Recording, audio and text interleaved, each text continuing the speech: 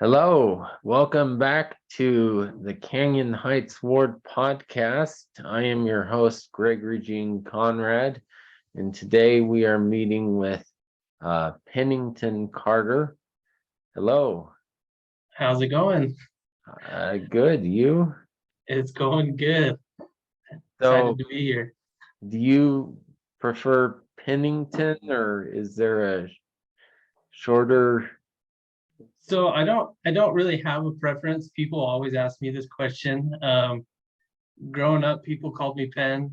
As an adult, most people call me Pennington, but it doesn't really matter to me. Um, yeah, I've had all kinds of nicknames as I've gotten older, so I'm not too picky. Okay. Were any of those nicknames Paddington? People have called me Paddington. Um, yeah, there's been quite a bit. Because Paddington was a bear, right? Paddington was the bear. There's a brand of like grass seed that's branded Pennington, and so people would call me Pennington seed. Pennsylvania, Oh, pencil, penny, nickel, dime, quarter. okay. So Uh, so there's few that I have not heard. you're where people go for money then. I guess. Um, usually we start from the beginning. Um, what is an early memory that you have? One of your earliest. Earliest memories. Any kind of memory? Yep, and any kind of. So when I was really young, my family was real big into, or my parents were real big into gardening and like kind of not quite a homestead, but almost that kind of lifestyle. So we had honeybees, and so we would get honey from bees. And I can remember I was real young, maybe 3 or 4. I I grabbed our kitchen broom, ran out to the beehives, and just started whacking the beehive boxes with the broom. And I got attacked by bees. And I can remember whacking the bees, and I ran inside screaming and crying. And then that's about as far as I can get. Okay. I remember making it to the back door, and then I can't really remember anything else. All right. So not allergic. Luckily, I'm not allergic to bees, but I did get stung quite a few times. I had them like all up in my hair and in my clothes and I all that. I was at some ward service project once and got a little too close without being aware that anything was there, and that was just one, and it put me out. I'm like, I'm done for the day. This hurts too much. So I can imagine them all over. Um uh so you said it was a homestead situation? It's not really a homestead. My parents were just really into gardening, real into like canning and um, doing as much stuff ourselves as we could, as opposed to like going to the grocery store or something like that. So did you have did they have a lot of land, or did you just make the most of the little space that you had? It wasn't a lot of land by any means. It was big enough to that we could have a decent sized garden. We could have an area for bees, have some chickens. A lot of what we did was, because just out at the time my parents didn't have a ton of money. Like I grew up with my mom making my own clothes until I was, I don't know, like 9 or 10. And Wow. so my mom got real good at sewing, and it's just real handy. So Okay. Did um did that bother you as a kid? I'm thinking of songs in the popular lexicon where having clothes made by your mom is not always appreciated, though it should Mhm. be. um I'm just wondering where on that spectrum things were. Did you feel poor, or did you? No, I mean, I never really felt poor, but I never felt rich because my parents lived in a neighborhood where like a lot of the people in our ward were pretty well off, but we were one of the less well off families. But I never really felt poor. It was just like, oh dang, like so and so I had got this cool thing for Christmas, and all I got was I don't know, like wood blocks or something. I don't know. Was there So ever like, was there a desire for like designer brand clothes or something, or were you? I I I I probably shouldn't be picky like this. It just really is sticking out to me right now. That that's a um very unique situation. I didn't have my mom make the clothing, so I don't know what that would be like. yeah, I mean it was I never really cared about it, and I think it wasn't until like high school years when that kind of the teenager starts to care a little bit more about those things and care more about their appearance and everything. But by that point, I had my own job and I was able to go out and buy those kinds of things if I wanted it. Well, and I'm guessing one uh real positive side of that would be that your mom made you your Halloween costumes. A Um lot of the times, yeah, so they could be pretty original, um better than a store-bought thing. yeah, Especially like the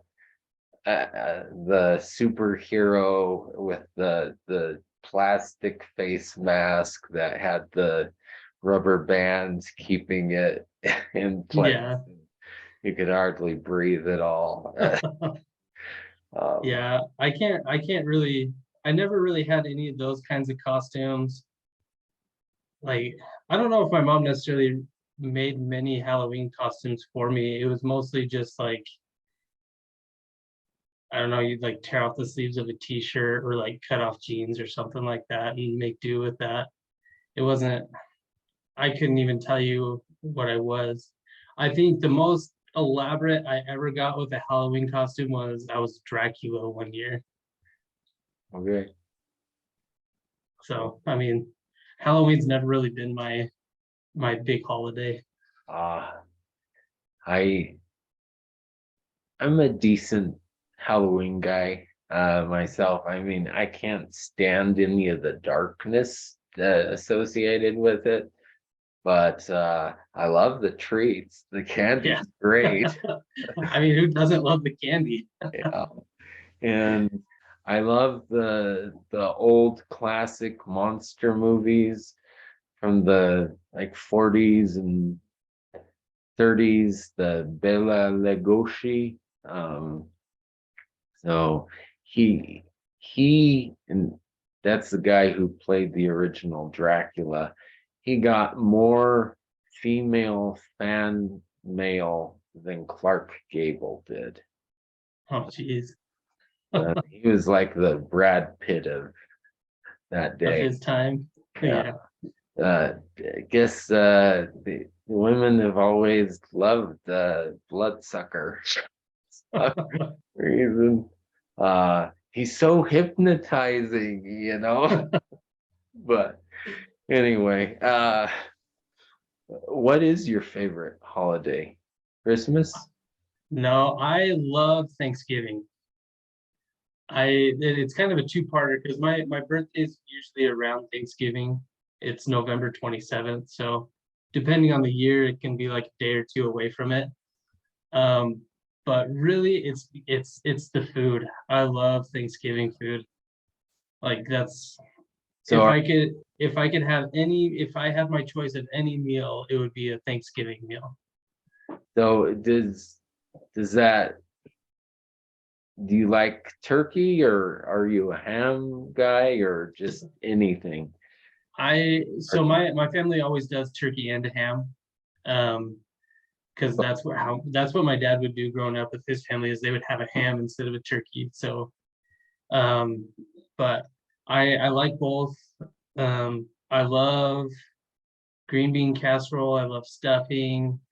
My favorite thing is like sweet potato casserole, just Yeah. like mashed up sweet potatoes with the marshmallows on top. Mm, Just, yes. I love it. Uh, um, big recipe. The thing we do a lot in my family is heavenly hash. I think it has different names, but it's you get like pineapple and mandarin oranges and coconut and marshmallows and some other things, and you stir them all up, and boy, that's good. It's really That good. sounds good. Um, and as far as personal connections to Thanksgiving, I had my ancestor came over on the Mayflower. So Oh, cool. yeah. That's really cool. Um, and their child was the first white person born in New England. So just That's cool. not my hugest favorite holiday, but I love the family connection there for sure. Hmm. Do you have any, what do you have anything like that in your genealogy? Any So we do have some kind of connection to like the pilgrims that came over on the Mayflower. Um, in some way, shape, or form, were related to some of the Native Americans that greeted the people from the oh, Mayflower. that's awesome. Um, I want Not I don't want to say anything because I can't remember for sure off the top of my head. Um, like who the people were. But I know there's some Native Americans that were there at that time were related to. yeah. Um anyway, so bees, and then so what was childhood like for, well, I guess you kind of answered that. Um uh Tell me about being in school growing up. Did you, Um, I assume you went to a public school? mhm. Yeah, so I grew up in Mesa, Arizona. That's where I was born and raised. The elementary school I went to was maybe, I don't know, maybe half a mile down the road. So I would just walk or maybe ride my bike to school. Um, Growing up, we grew up across the street from this orange groves or an orange pasture, whatever you want to call it. Mhm. And so a good friend of mine that I had, well, I still have, we've been friends since I was like 6 years old. Well, coming home from school in elementary school, we'd always go play in the groves and just run around and do what little kids do and just mess around. Um, went to went to junior high in Mesa. The school is called Poston, and then for high school, I went to Mountain View High School in Mesa. Okay. My elementary school was 4 houses away. Oh, geez. Yeah. Um, we actually we moved into the house in Rio Rancho. It was when they started Rio Rancho public schools. when they separated from APS. And so we watched them build that school. We'd go over like on home evenings and just kind of watch them and look at all the big vehicles. So, when you were in middle school and high school, what electives did you? So I did in junior high, I did like woodworking, like wood shop.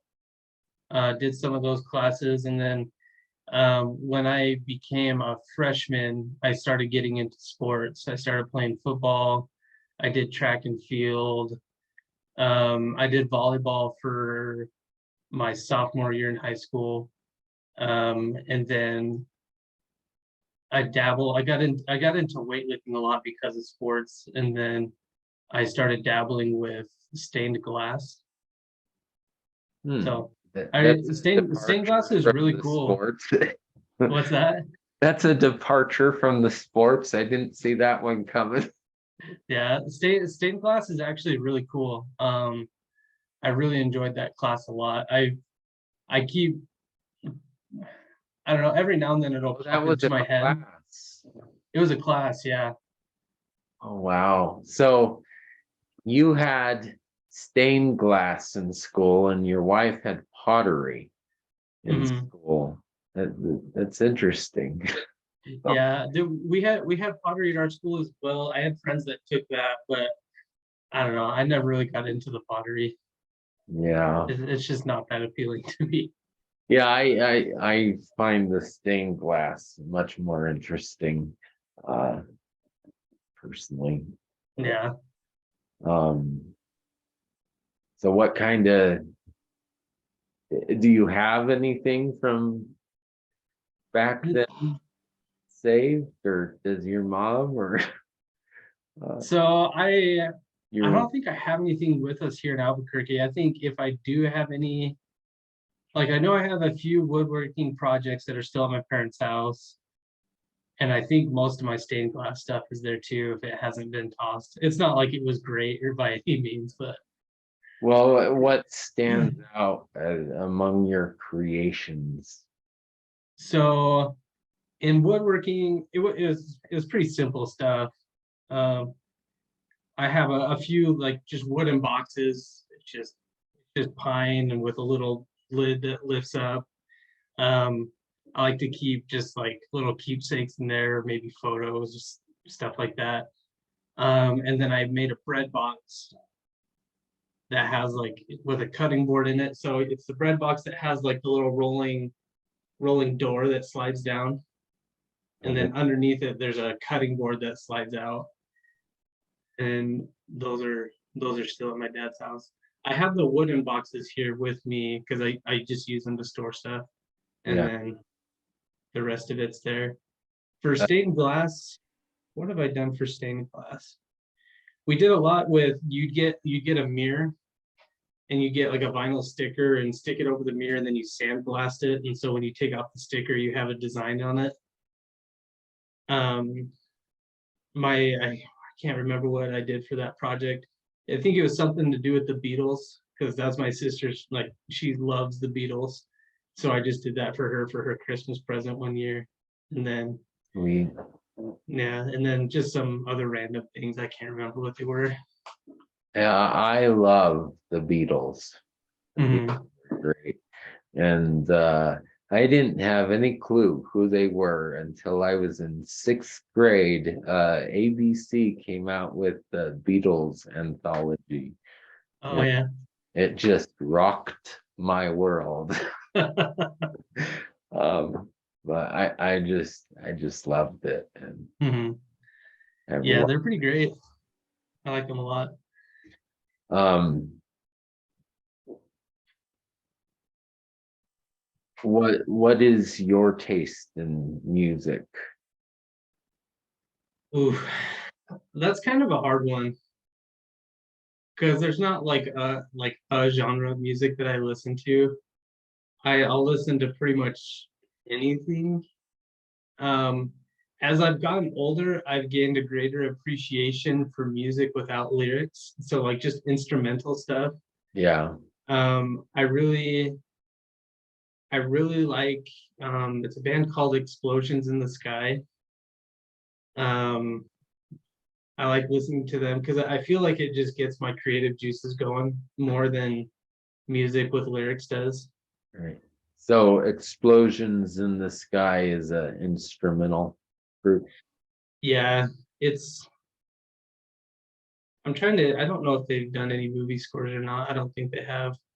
But I like them. I don't know if you've heard of the band M83. I like them a lot. I don't know. I just like it's just instrumental stuff is what gets me. Yeah. Just any instrumental or what is your favorite kind of instrumental? If you have one, like do you like jazz, the jazz side or classical side or like bluegrass or uh just I mean, yes. okay. We'll just go with that.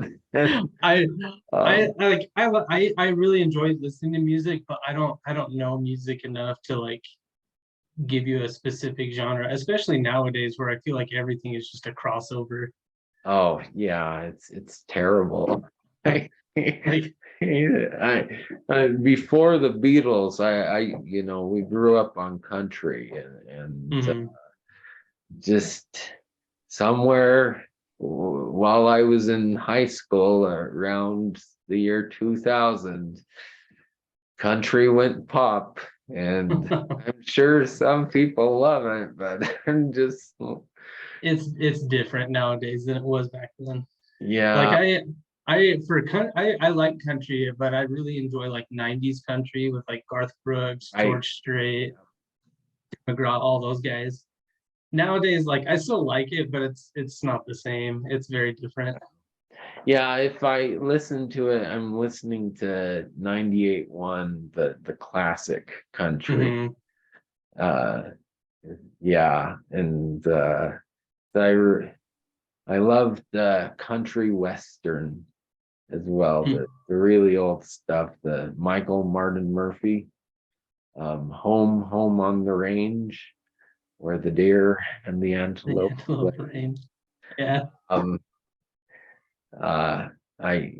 I love singing that song, and uh, because at that point in my life, the OCD hadn't really shown up, at least not the nature side of things. So I'm just, Yeah. yeah, I love being outdoors. Isn't it great? And today I'm like, no, it's not great at all. But all right. So after high school, you served the mission in Mexico, if I remember. Yeah.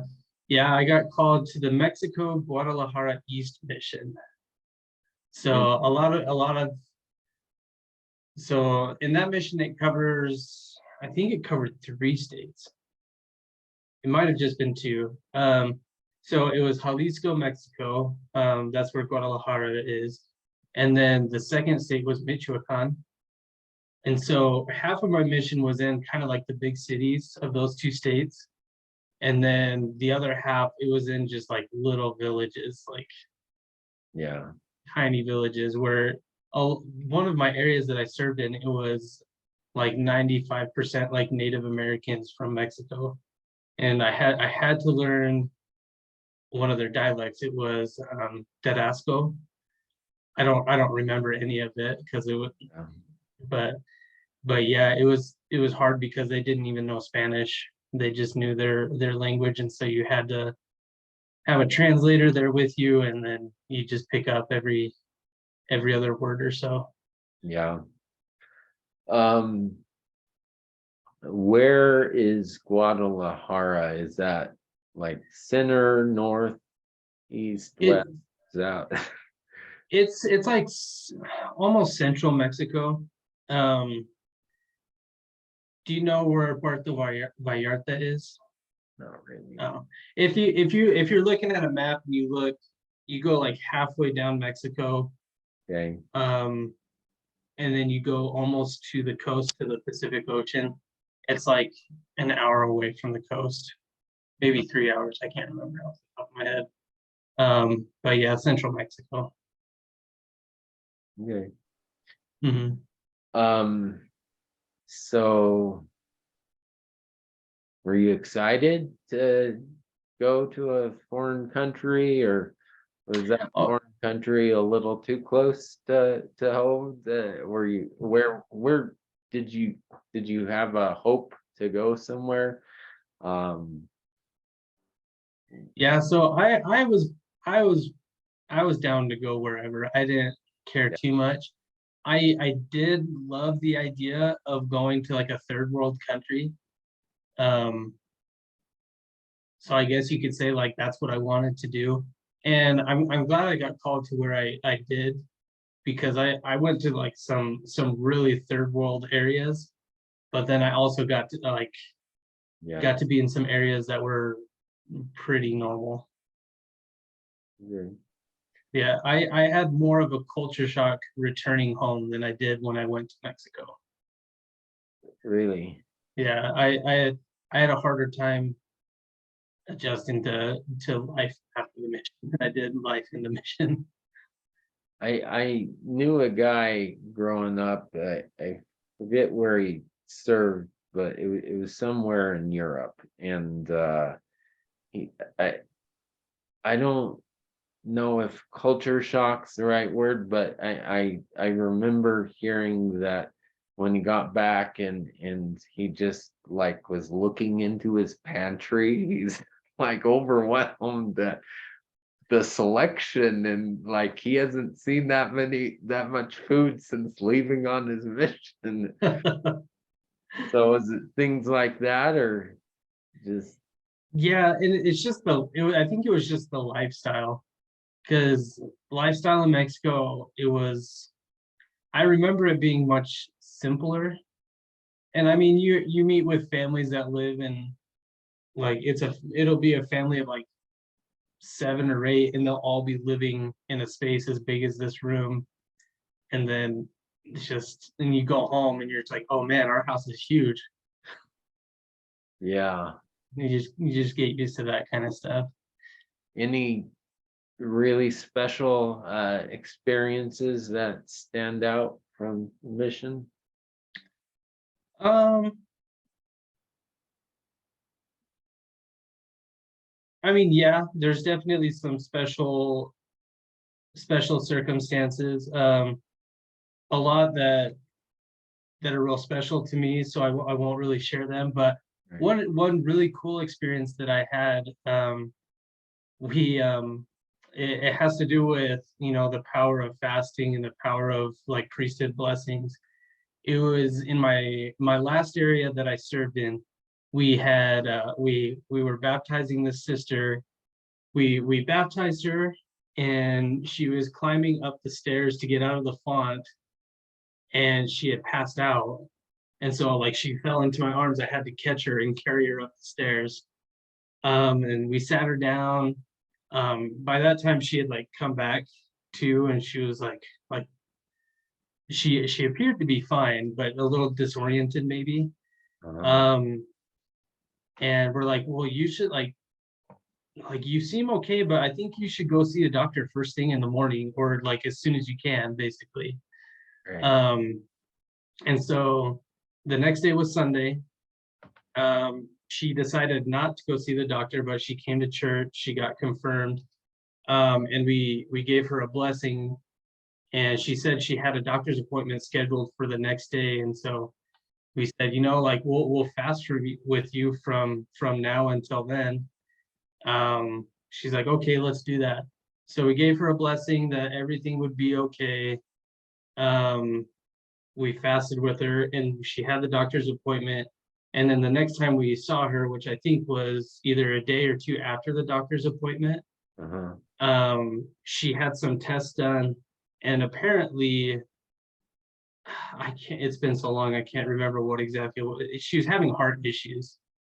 Um, and that's what it was. But by the time the doctor had checked it out, she said that um, like everything was normal, but with the issues that she had, she should have like had a heart attack or something like that. Um, but I am under the impression that because we were able to give her a blessing and because we were fasting and praying for her, that everything turned out fine. Huh. So was she aware of her heart issues before Mm-mm. the baptism? No, she had no idea. Okay, awesome. Yeah. I I know I'm missing a lot of details in there. I'd have to go back and read my journals to figure out what exactly it was, but basically she was having heart issues. Something happened at her baptism, and then she went to the doctor and apparently everything was fine. That's awesome. Yeah. Okay, so tell me about life after the mission, after you've transitioned. Yeah, so I came home, I started going to school. I went instead of going to a university, I went to a community college, basic community college. Got my associates there. During that time, I met Carly and we got married. Um, This is still in Mesa. yeah, this is still in Mesa. So Carly graduated school, moved to Mesa because she had friends and family that lived there. And then we just happened to be, she lived in a few different places, and then she finally moved into a spot that was in our singles ward, and that's where we met. So we met, got married while I was getting my associate's degree, and then once I got my associate's degree, we went up to BYU, Idaho, and then got my degree there, and then moved here. What's that? Right, the cold. I remember talking about the cold with your wife. Yeah, I just I'm allergic to cold. These past couple days, I'm like, this is terrible. It's cold, and then I'm talking with someone, and he's like, "Yeah, the winter storm's supposed to come in this weekend," and I'm like, It gets colder than this." And, you know, it's just Uh, yeah, yeah, it was cold because I don't know if Carly said this or not in her interview, but the day we left Arizona when we were loading up our moving truck, it was like 110 degrees or something like that with had it was super high humidity, just sweating, loading the moving truck. yeah, And then we get up to Idaho and that winter the high was in the negatives. And we're just like, gee. uh, But I honestly I didn't mind it too much. I like the cold. I like the heat, but I like the cold as well. So is that partially because you do snow sports or uh No, I actually don't do any snow sports really. I just enjoy the snow because I didn't grow up with it. So it's still like a magical thing for me. Like I love like even with a rainstorm, I love just sitting and watching the rain fall. But I love when it's like at night and it's snowing and like you can see all the city lights reflecting off the snow. It's cool to me. yeah, I went to BYU for a year, and one day it started snowing, and it just kept snowing and snowing for days, and I'm just like, this is crazy. 'Cause, here, it snows, and by 11 the snow stops, and by 2 there's no trace of it. So, but Yeah. uh, It definitely snows and melts very quickly. did you do Klondike derbies as a kid? Hmm. I assume you did scouting. I did do scouting. We did, what did we do? The only thing related to the cold that we really did, it was like the polar bear swim. I don't even remember what that entailed though. I think we just had to swim like a quarter of a mile in the cold water or something like that. Okay. Um,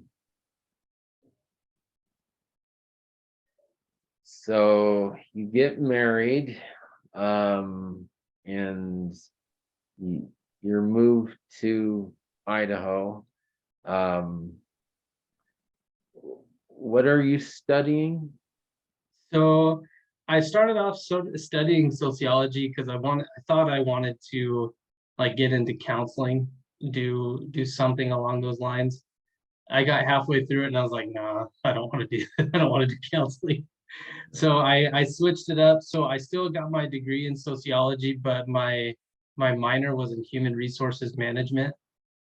So that's ultimately what I do right now. I'm the human resources manager for a solar company here in New Mexico. Okay. Um, when I think HR, all I can think is firing.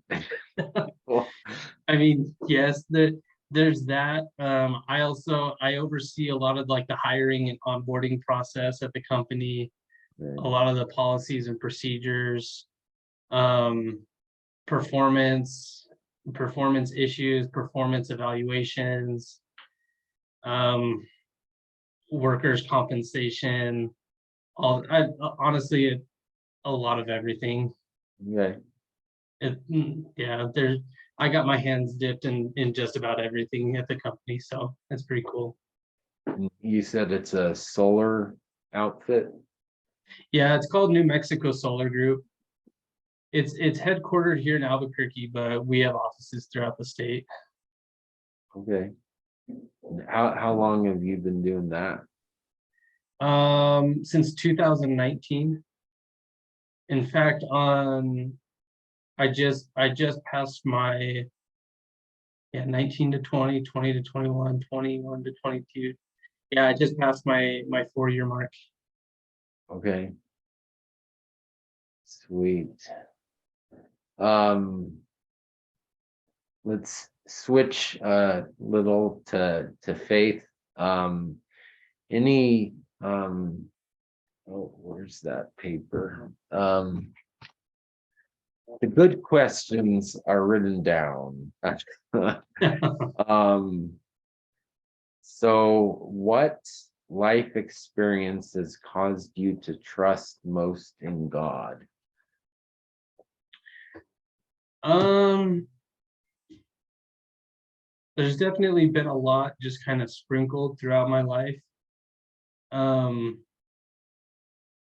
I definitely owe a lot to, my parents and their example, and then also like leaders in the church. Mhm. Um, I was probably for my teenage years, I wasn't very active. I was active in the sense that I would go to church, but only because if I didn't go to church, I couldn't go hang out with my friends. And so I would do that just to make my parents happy. Mhm. So it wasn't until I was about 17, 16 or 17, we had this activity where we called it the Journey of Enos, where all the scouts or the young men go on a week-long camp out. And yeah, I was 17. I had to have been 17. All the 17-year-olds would go on the Journey of Enos, and basically what that is you spend 36 hours like in the wilderness by yourself, not necessarily by yourself, but spaced out far enough that you can't communicate with the other boys. And you have to live like pretty primitively, like you have to build a shelter. It's kind of a wilderness survival type Yeah, thing. it sounds like Order of the Arrow kind of. Maybe, yeah, maybe. Um, but in this thing, all we had for entertainment was our scriptures. And we were given our parent, each of our parents would write a letter to us. And so, you have 36 hours to yourself without being able to talk to anyone. So you'd have that. And I remember I reading the letters from my parents, and I was like, okay, like I want to change my ways. I want to like that's when I decided I want to go on a mission and Yeah, really be a part of the church. So from that time on, I really changed my ways, and that was a real testimony builder for me. awesome. Um, what uh what has nurtured your testimony the most during your adult life? Um, Honestly, the Sunday school answers. Um, like I haven't always been consistent with saying my prayers or reading my scriptures or going to the temple, but it's crazy the difference that you see like when in your day-to-day life when you're not doing those things. Yeah, Um, you know, I noticed that the times where I'm lacking in one of those areas, life at work gets more stressful, things seem more difficult than they really are. But then once you start doing those things again, it's like, oh dang, why wasn't I doing this all along? I could have saved yeah. myself a lot of headache. So I think as long as you're doing those things and you're doing them for the right reasons, I think they are extremely beneficial to maintain your faith and really just help you out in pretty much every aspect of your life. Cool. Um, tell me about being a dad. What's that like? I'm not a dad. You're not a oh, I'm the not a one dad. person I asked this question. I apologize. No, that's all right. Well, I really needed to talk to you. That's No, I think it would be cool to be a terrible. dad. I hope to be a dad one day, Yeah, but no, I'm not a dad yet. okay. Yeah, I don't know what to say right now. It's all good. Um, at least I'm not. No, The only more awkward thing I can think of in this moment is like going up to a woman that's and asking if how far along she is, and then I'm not pregnant. What? Why are you saying I'm fat? Um, no, it's all good.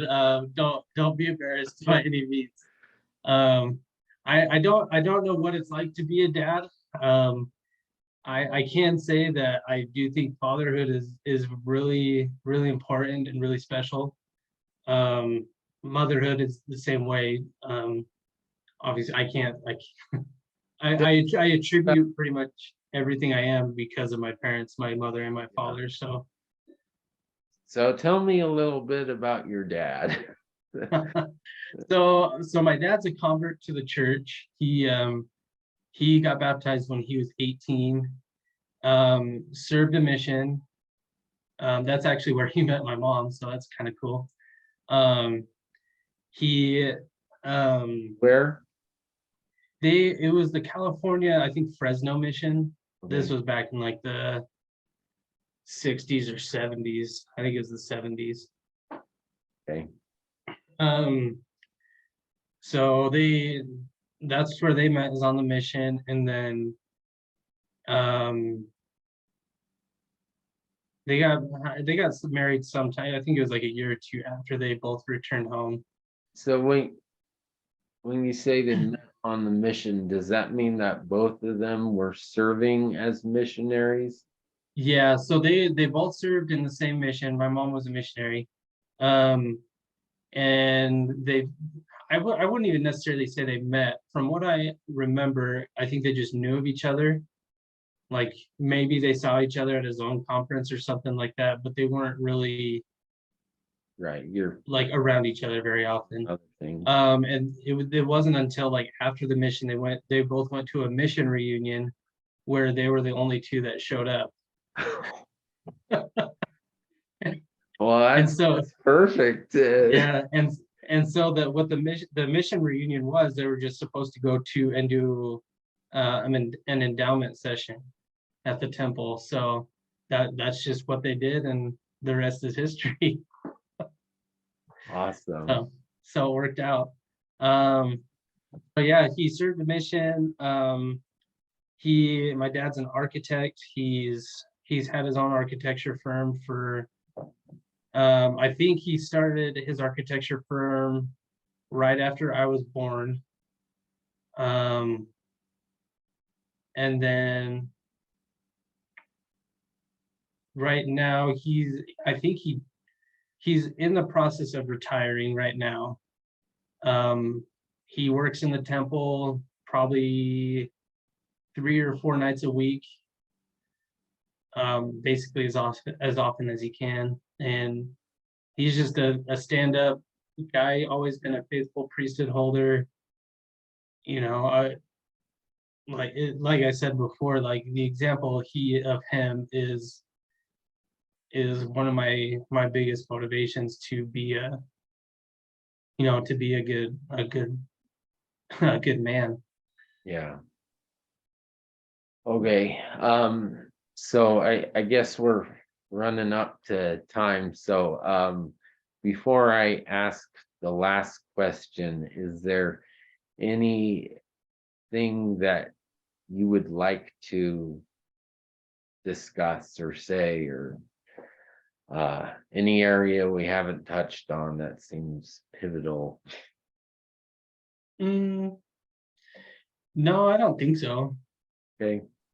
In that case, right, if you could send one message 100 years into the future for your posterity to hear, what would it be?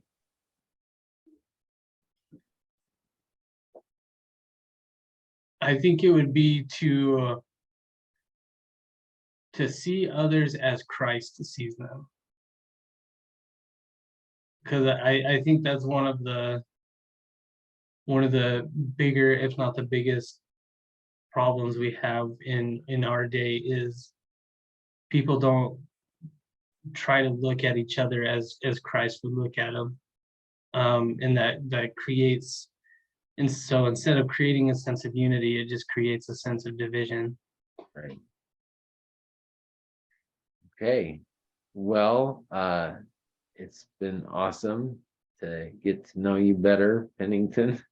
Uh, and yeah, I'll be more careful the next time I. No, it's all good. It's been great getting to know you as well. Yeah. So I'll let you go. I know you have a church calling to get to. So Yeah. thanks Cool. for joining us. All right, no problem. Thanks for having me. Audience, we'll see you next time on the Awesome. Sounds podcast. So thanks. Bye. yeah. Bye.